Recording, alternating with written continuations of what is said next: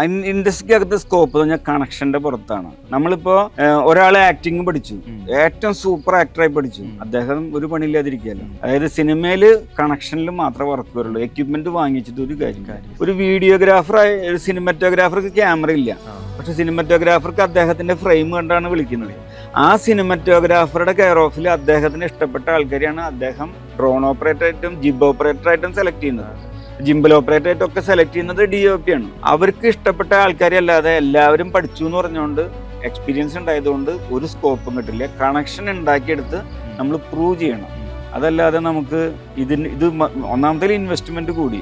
പലരും ചോദിക്കും ഇതിന്റെ ഇൻവെസ്റ്റ്മെന്റ് നോക്കുമ്പോൾ ഞാനൊരു വീഡിയോ നിങ്ങൾക്ക് അയച്ചു തന്നാൽ ടോട്ടൽ കോസ്റ്റ് ഉണ്ട് ഒരു 30 ലക്ഷം. ഫുൾ സെറ്റപ്പ്, മിമിക്, ബാറ്ററികൾ, ആക്സസറീസ് 30 ലക്ഷം രൂപ ഒരു ഇൻസ്പയർ 3യുടെ സെറ്റപ്പ് വരും.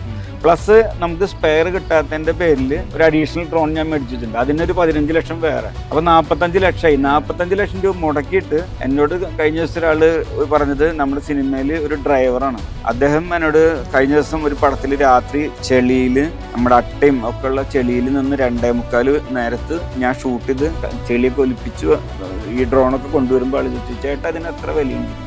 ഇതിൻ്റെ വില പറഞ്ഞു.